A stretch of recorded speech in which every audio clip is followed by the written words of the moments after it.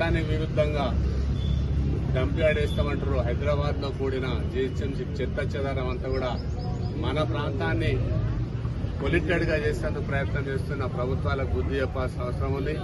మనమేం ఊరుకోం. ఇది మనకు సంబంధించిన విషయం, మన ఆరోగ్యానికి మన పిల్లలకు సంబంధించిన విషయం కాబట్టి తప్పకుండా పార్టీలకు అర్థంగా పోరాటం చేస్తారు.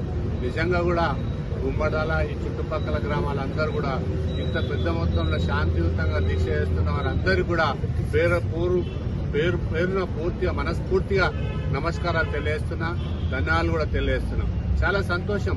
ఒక విషయంలో జేఏసీగా ఏర్పడి తెలంగాణ ఉద్యమంలో ఎట్లా చేసినామో ఈ రోజు మన ప్రాంతానికి జరుగుతున్న అన్యాయం కోసం ఒక యూనిట్ గా ఏర్పడి జేఏసీగా ఏర్పడి ఆ జేఏసీ ద్వారా 56వ రోజు ఈ రోజు కూడా అనంతారం గ్రామానికి చెందిన ముద్రా సంఘం వాళ్ళు కూడా కూర్చోవడం జరుగుతుంది. వారికి కూడా హృదయపూర్వకంగా నమస్కారాలు తెలియజేస్తూ వేరే దగ్గర ధర్నాలు చేస్తారు, కానీ గుమ్మడాల ప్రాంతంలో గుమ్మడాల జేఏసీ జరుగుతున్న ధర్నాకి స్వచ్ఛందంగా డబ్బులు ఇచ్చి మహిళలు కూడా డబ్బులు ఇచ్చి ఇంత పెద్ద మొత్తంలో ఈ కార్యక్రమం చేస్తారు. తప్పకుండా వాళ్ళందరికీ కూడా ధన్యవాదాలు. ఇది మంచి కార్యక్రమం. ఇవాళ రైతులకే కాదు ఈ ప్రాంతానికి కూడా ఒక పొల్యూషన్ వచ్చి మనం ఉండలేని పరిస్థితి ఉంటుంది కాబట్టి దీనికోసం పోరాటం చేయాల్సిన అవసరం ఉంది. మీరు ఇప్పుడే పోతూ గుర్తొచ్చింది అందరు కనిపిస్తే అందరిని చెప్దామని మొన్న అన్ఎక్స్పెక్టెడ్ గా ఒక రోజు అయినప్పుడు రేపు 4వ తారీఖు వరకే పార్లమెంట్ ఉంటుంది. పార్లమెంట్ జరుగుతున్నప్పుడు ఏ పనులు కూడా జరిగాయి కాబట్టి దృష్టికి తీసుకుపోయినాం కాబట్టి పార్లమెంట్ తర్వాత మన ఎంపీ రఘునందన్ రావు దగ్గర కూర్చొని వారంతో మాట్లాడి ఆ తర్వాత ఇప్పుడు పార్లమెంట్ లేదు కాబట్టి ఎవరెవరు వస్తారో అందరూ కూడా ఒకసారి ఢిల్లీకి పోయి ఢిల్లీలో మనం కష్టంగా దీన్ని ఆపాలి. దానికోసం ఇప్పుడు ఉమ్మడాల జేఏసీ కానీ నర్సాపూర్ గారి జేఏసీ కానీ ఏదైనా ప్రణాళిక ఇస్తే మనం అనుకున్నాం.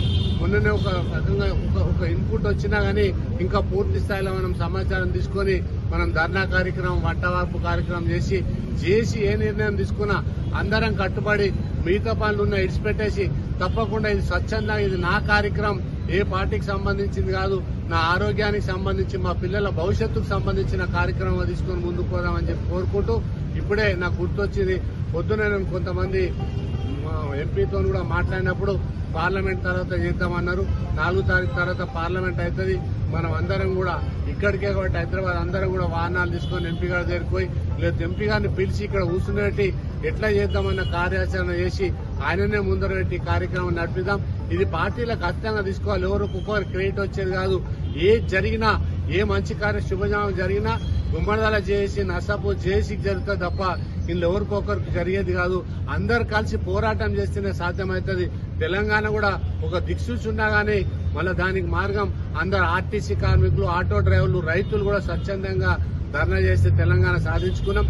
అట్లాంటివి సాధించుకున్నప్పుడు ఇదేం లెక్క కాదు, మనకు ఉద్యమాలేం కాదు, పోరాడితే పోయేదేం బానిస సంఖ్యలు తప్ప అనే ఉద్దేశంతో తప్పకుండా పోరాడదాం, తప్పకుండా ఐక్యమత్యంగా దీన్ని తీసుకుపోదామని చెప్పేసి